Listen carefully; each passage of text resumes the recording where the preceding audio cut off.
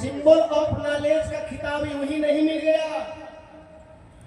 Colombia विश्वविद्यालय को जब 3 वर्ष हुआ और 3 वर्ष होने के दौरान वहां के राष्ट्रपति बराक ओबामा जी थे, उन्होंने सर्वे कराया, अदर कंट्री से आए हुए तमाम मेधावी स्टूडेंटों की लिस्ट बनवाई और 1-2 स्टूडेंटों की लिस्ट नहीं बनवाई बल्कि 100 पूरे वर्ल्ड से, पूरे संसार से, यूनिवर्सिटी विश्वविद्यालय अर्थात पूरे देश से, वर्ल्ड के सभी देशों से जितने भी मेधावी स्टूडेंट वहां अध्ययन किए थे, अपने पूरे जीवन काल में स्टडी किए थे, उन स्टडी किए हुए तमाम छात्रों की लिस्ट बनाई गई और उनमें से 100 मेधावी छात्रों की लिस्ट तैयार करवाई गई बराक ओबामा जी के द्वारा।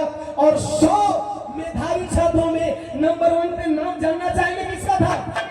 100 मेधावी छात्रों में नंबर 1 पे नाम था बाबा साहब डॉक्टर बी आर अम्बेडकर।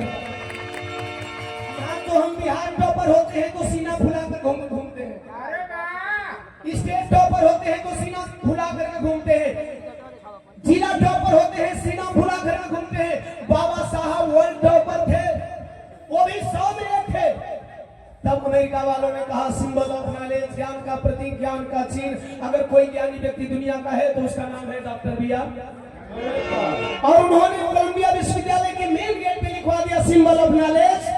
साहब इतना ही नहीं, बराक ओबामा साहब ने यह भी कहा कि अगर अम्बेडकर हमारे देश में जन्मे होते तो हमें ये सूरज से आई बात समझ में, सूरज कहना अर्थात पूरे दुनिया को रोशन करने वाला व्यक्ति। इतने ज्ञानी थे बाबा साहब डॉक्टर बी आर अम्बेडकर। पढ़ने लिखने वाले साथियों को मैं बता देना चाहता हूँ, अभी हमारे वक्ताओं ने बताया है डिग्री मायने नहीं रखती, ज्ञान मायने रखता है। अगर डिग्री मायने रखती तो Babasaheb doctor B R Ambedkar Tathagata Gautam Buddha ji को अपना गुरु नहीं मानते। हमारे वक्ताओं ने भी अपने स्पीच के दौरान कहा ज्योतिबा फुले को गुरु नहीं मानते। कबीरदास है भाई, कैसे नहीं लगी, फिर बाद में आएंगे कभी ना, बाद में आ रहे। ज्योतिबा फुले को गुरु माने, संत कबीरदास जी को गुरु माने। इसलिए आपको ज्ञानी होना जरूरी है।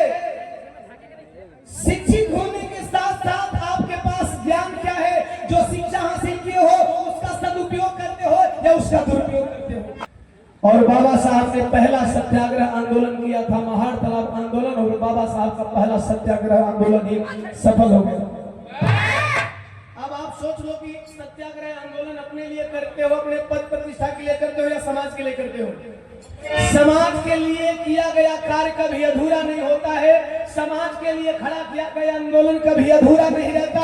यदि आप निजी स्वार्थ के लिए आंदोलन करते हो तो एक बार नहीं वो 100 बार फ्लॉप हो जाओगे, एक बार नहीं 100 बार फ्लॉप हो जाओगे। बाबा साहब doctor B R Ambedkar ji का पहला सत्याग्रह आंदोलन था। उन्होंने कहा जल का पानी पियोगे तो भी मरोगे, नहीं पियोगे तो भी मरोगे।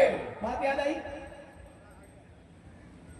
एक तालाब का नाम आता है उनकी जिंदगी में, उस तालाब में बकरी पानी पी सकती थी, गाय पानी पी सकती थी, बैल पानी पी सकता था, घोड़ा पानी पी सकता था, गधा पानी पी सकता था, लेकिन गधा बैल चराने वाले पानी नहीं पी सकते थे। बाबा साहब doctor B R Ambedkar ji ने कहा पानी पियोगे तो भी मरोगे, पानी नहीं पियोगे तो नहीं मरोगे। मरना है, दोनों सूरत हाल है, लेकिन दोनों मरने का तरीका अलग होगा। दोनों मरने का तरीका अलग होगा। एकलौता बाबा साहब डॉक्टर बी आर अम्बेडकर थोड़ी अभियान सफल कर ली।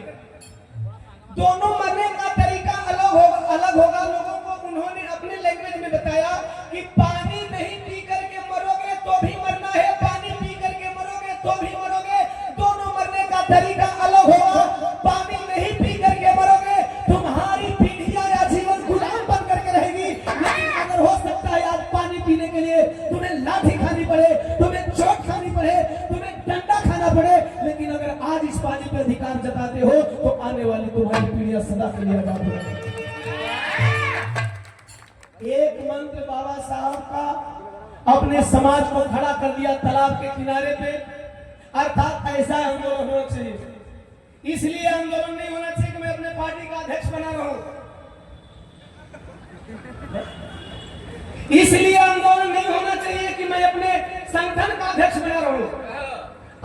आंदोलन इसलिए होना चाहिए कि अगर हमारे 100 संगठन है तो मैं कुछ ऐसा करूं कि वो 100 संगठन इसी तरह एक मंच मंच पे आए और बहुजन की ललकार और बहुजन की आवाज बंद करके इस बहुजन समाज के बीच में ललकार